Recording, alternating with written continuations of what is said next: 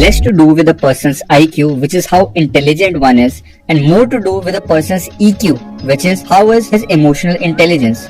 A person that has emotional reaction to everything that is said to him cannot control his emotions and thus can never control his money.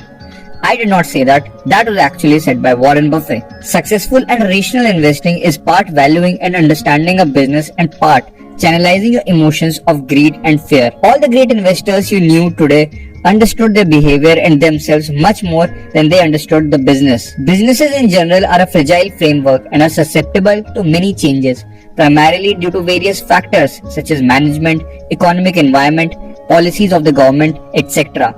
Most of these things are not in control of an investor, but what surely is in control of an investor is his behavior. In this book, we will learn how our behavior and emotions affect our investment decisions and how can we work around them to emerge out successful. This is The Better Investor, helping you achieve your financial goals and freedom through organizing your finance, stock market investing, and learning from billionaires. And these are top 5 lessons from the book Value Investing and Behavioral Finance by Parag Parikh. Lesson number 1. The Law of Farm. There are certain universal principles in life which don't change. Even if people change, times change, technology change, geography changes. There is one thing like the law of the farm. You cannot sow something today and reap tomorrow. Every seed which is sown will have to go through different seasons. It will take time before the seed becomes a fully grown tree. Same is true for businesses and investments. You cannot buy a stock today and expect it to double your money the next day. Success in life and investing comes in understanding that there are no shortcuts. In spite of that, we keep checking the price of our stock daily, giving us emotional dopamine. If the price is up by 10% in one day, we become happy. When it goes down by 5%, the next day we feel bad, not understanding that the fluctuation of the price is immaterial for a long-term investor. What matters to him is the price he has got at the end of his investment horizon. Amazon scored its first profit after 4.5 years after going public. Just because Amazon did not make profit in the first year, Jeff Bezos did not sell off his company and run away. He knew sooner or later his investment and hard work would show up in the operations of business. A farmer does not sell off his farms and liquidate his money if he has a couple of hot and humid months. He waits for the seasons patiently. Sometimes he may have to wait a little longer in case of bad monsoons, but he sticks with it and water it. But don't get me wrong, this does not mean to keep holding your stock even after you know that you have made a bad investment. According to the law of farm, it is pointless for a farmer to expect to have apple and strawberries in Africa or Sahara Desert. No matter for how much time he waits, farmer can never grow them there. So just like farming, in investing too, picking up the right seed and sowing it at the right time is important. Once the right stock has been picked up, all you need to do is wait and give it its time to grow and not come on to premature conclusion just looking at the price or hearing about a stock from the person around you. We can learn something similar from a famous value investor named Guy Spier. Every stock that he buys, he disciplines himself to buy for at least 3 years. Any stock that he feels is not worthy enough for a 3-year holding comfort, he does not buy them. This discipline allows him to stick with his winners and not sell them early just because they appreciated in price quickly in the first 2 months. This also allows his stock investments to get enough time for the situations to fan out. Once after waiting for 3 years, the value of the stock has not appreciated. He digs deeper to find out if there is anything wrong with his decision. This makes him have a long-term outlook and not get excited or sad because of short-term fluctuations. 3 years is just his time frame. It could be different for you, but the whole point is to discipline yourself to not get an emotional reaction from everyday price fluctuations. Lesson number 2. Good business versus good investment. One of the most common myth and jargon amongst investors is that the path to create wealth is to buy good quality businesses and hold them for long term. This statement misses a very important factor, and that is price. Whether or not a business will be good investment depends on what price is the business available for. There are many examples to prove that investors have lost money investing in quality businesses because they were bought at an expensive price. Let us understand this with an example. Castrol is a great brand of oil lubricants. Who does not know them? Sponsoring many Formula 1 MotoGP races, tying up with great celebrities to be their brand ambassadors, and a long experience. Castrol is nothing but a very high quality business. In the end of year 2014, it had posted its return on capital employed as 114%, which is phenomenal for any company. A return on capital employed of 114% means company was doing the business in a way that by investing a total of 100 rupees, say by buying assets, other companies, land, machinery, etc., the company was able to generate 114 rupees in earnings. And mind you, this was not just one of a case. Since 2009, Castrol was reporting a return on capital employed of more than 100%. To give you a comparison, even the most successful companies today, such as Amazon, Netflix, Facebook, and Google, have return on capital employed close to 17 to 22%. Return on capital employed more than 20% is considered exceptional. So you can understand what a return on capital employed of more than 100% would mean. There was no debt on the balance sheet of the company. The earnings were growing every year. Castrol was darling of stock market and it was said to be the best stock to be in and the most safest one. Just like people tell you to buy Unilever or Amazon today. Another company in the same space was Tide Water Oil, which many of us know today by the brand Vedol in lubricant space. Its return on capital employed in 2014 was 28% and had been between 20 to 25% in the past 5 years. Let us see what these two stocks have done to their investors. Currently, the return on capital employed of Castrol is still more than 50% consistently, which is almost in top 5% of the listed businesses. That of the Tide Water Oil has been just 23%, much like before. Stock price of Castrol in the end of December 2014 was 245 rupees and that of Tide Water Oil was 4,501 rupees. Today, the stock price of Castrol after more than 6 years is rupees 140, a negative return of minus 42%. Stock price of Tide Water Oil is 16,425 rupees. A return of 264%. To make you understand in absolute terms, $1,000 invested in Castrol would be $580 today and $1,000 invested in Tide Water Oil would be $3,640 today. But why did this happen? A market leader of such high quality, one of the most efficient businesses of the country, and still you would have lost almost half of your money investing with it. And here is the other business, not so much heard of, giving such outsized returns? The answer lies in paying a higher price for the high quality business while investing in Castrol. In December 2014, the price to earnings ratio of Castrol was 52 times, whereas that of Tide Water Oil was just 20 times. People investing in Castrol at 52 times price to earning ratio were paying much higher price than that they were paying for Tide Water Oil. People buying Castrol were buying a business producing $1 in profit every year for $52, whereas the people buying Tide Water Oil were buying a business that produced $1 profit every year at $20. You were definitely getting more for the money you paid in Tide Water Oil than in Castrol. Also, Tide Water Oil just maintained its mediocre performance, whereas Castrol return on capital employed slowly decreased from north of 100% to 50%. Thus, great businesses may be a bad investment if not bought at the right price and right valuation. And an average business may prove out to be a good investment if bought at the right price. Today, the price to earning of Castrol is just 20 and that of Tide Water Oil is 40. Even when the Tide Water Oil's return on capital employed is much lesser than Castrol. So what do you say? Are people again doing the same mistake with Tide Water Oil? What they did with Castrol around 6.5 years back? Well, time will tell us that. But remember, as a value investor, don't be blinded by someone telling you that so and so company is of exceptional quality. Quality is of only value to a value investor if it is offered at the right price. Lesson number 3. The recency bias. The financial memory of investors is very short. People always extrapolate things that happened recently into the future and form their opinions. If the stock market gives returns of 20% consecutively for 3 years, then people extrapolate this in the future and will put more money in stock market thinking the same will continue.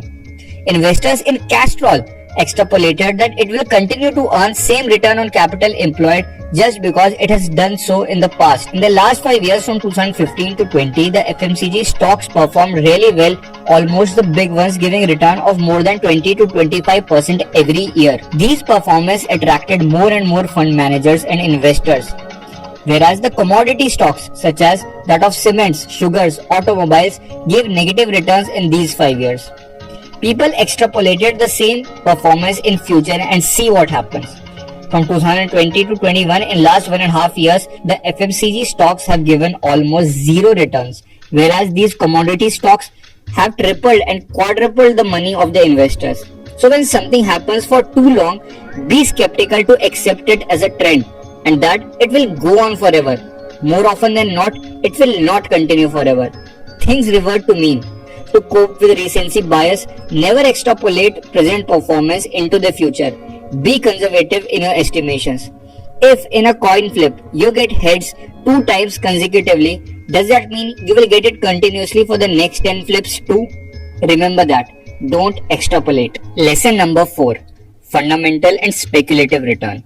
In investing, we are told that the stock price is a function of the earnings that the company makes. However, this is incomplete information. The returns that an investor gets from a stock constitutes of fundamental returns, which is how much the profit of the company has grown, and second, the speculative return, which means what is the perception of the people involved in the market about the company. Though this is a very subjective thing, however, the price to earning ratio is a good symbol of indicating market's confidence in the stock price. Higher the price to earning ratio at which the stock is quoting at, more optimistic are market participants about the company, and more expensive the stock is said to be. The fact that the people are buying the stock being so expensive proves the fact that people are ready to pay high price for owning such businesses. Like increase in profits is the fundamental return, similarly, change in the price to earnings ratio is a speculative return. Not always, but more or less price to earning ratio with respect to a competitor means that the stock price is undervalued. If you are thinking what rocket science I am talking about, you must go and check out my last video on the Little Book of Valuation. The reason that the price to earning ratio of a stock has increased signifies that the people are buying it, even the price of the stock has increased much more in comparison to its earnings. Let's go back to our example of Castrol and Tide Water Oil. In 2014, the profit of the company was 475 crores and in 2021, it was 701 crores, an increase of 6% per annum. These of Tide Water Oil grew from 65 crores in 2014 to 141 crores in 2021, an increase of 11% per annum. However, the PE ratio of Castrol was 52 in 2014 and is 20 in 2021, a decrease of minus 14% per annum. The PE ratio of Tide Water Oil was 23 in 2014 and is 41 in 2021. An increase of 9% per annum. So the total returns in Castrol becomes 6% minus 11%, that is minus 5% per annum. And that of Tide Water Oil becomes 11% plus 9%, that is 20% per annum. So it is very clear that the speculative returns, which depends on the confidence or psychology of investors or market participants about a business, plays a big role in generating return on a stock selection. Rise in profit is not enough to guarantee a growth of your money in a stock investment. Thus, buying in negative environment is one of the processes followed by many value investors. During pessimistic times, the valuations are cheap. Stocks are available at lower PE ratios. When the market outlooks becomes better, not only the earnings rise, giving us fundamental returns, but the psychology of investors towards a particular industry also becomes positive, making that stock sell at a higher PE ratio and higher price. Lesson number 5. The IPO phenomena. IPOs are known as shortcut to riches, the secret sauce to get rich overnight, especially when the markets are at all-time highs and it seems that nothing can go bad. Companies come out with IPO. These IPOs are marketed very intelligently and retail investors are sold a dream to make a quick buck, to invest in future, invest in next generation businesses. The herd mentality comes into play and these IPOs are oversubscribed by more than 20 times. The recent IPO of Zomato was oversubscribed by 44 times by the investors. This mismatch of demand and supply makes the stock list on the stock market at a very high price. Not only that, some people who do not get allotment in the IPO buy the stock the very first day the stock gets listed, shooting the price even higher. This looks so exciting, But as a value investor, we must understand that most of the IPOs give negative returns to their investors in long run. To understand why, we must know the phenomena of an IPO. Why does a company need to come with an IPO, which is called the initial public offering, that is listing its stock on the exchange? There can be many reasons: to raise money, to return the debt, or to raise fund to expand the business. But other than these, the biggest reason why companies come out with an IPO in bull market is because the promoters of the company or the initial investors of the company want to sell their stock at high price. When a company which is not listed in stock market wants money, they approach private investors and angel investors who take risk and invest their money with them. Now, when these people want to sell their stock of the company comes out with an IPO to allow these investors to exit. They want to sell their share of the company at the highest price possible. For this reason, most of these IPOs comes in bull market, when the stock market is just hitting new highs, when everyone is optimistic, when there is euphoria among people, when people are okay buying at high valuation. You will hardly listen to any noble value investor investing in the IPO. It is because they know that the IPOs are overpriced and overvalued. The people who are attracted towards IPOs are punters who form the part of the herd who want to grab a piece of the pie and get rich quick. Yes, there are businesses and managements that genuinely come out with offering to pay debt and expand businesses of the likes of DMart, Infosys, etc. If the sole reason for the IPO would have been genuinely raising money and expanding, then IPOs would come in bear market and in bad economic times when the money is actually needed and is scarce. The fact that these come in the time when herd mentality, speculation and optimism is at its peak. This only proves the point that promoters and initial investors use it as a vehicle to cash out big from the company, taking advantage of the poor knowledge of retail investors. Not only that, investing in IPO can prove to be risky too, since there is not much history of the company available about its corporate governance and relationship with shareholders. A value investor stays away from the herd mentality and rampant speculation. If you remember the law of the farm, you would stay away from such investment vehicles and get rich quick schemes. Let's have a quick recap. Law of the farm states that you cannot sow something today and reap tomorrow. It takes time for a seed to grow in a fully grown tree. Same is the case with value investing. Short-term price fluctuations, quick gains, and fast losses must have no effect on a value investor. It takes time for an investment decision to play out. A good business may not always be a good investment if the price paid for it is high. Be skeptical of people telling you that XYZ is a good quality business and will only go up. The most important factor for a value investor is value that one gets for the price one pays. The financial memory of investors is very short. People always extrapolate things that happened recently into the future and form their opinions. To avoid this, be conservative in your estimates and expect reversion to mean. The growth in the stock price is both the function of growth in the earnings as well as change in the investor's psychology regarding a business or industry. Though subjective, but most of the times, PE ratio is a good indicator of this. Be skeptical of buying stocks about which everyone is so optimistic about and the stock is already priced to perfection. The companies need to come out with its IPO to raise money to pay off debt or to expand the business. Though, very few companies genuinely list the shares for this reason, and most to take advantage of rampant speculation of herd behavior during bull market. Value investors most of the time stay away from the herd behavior. That's it guys.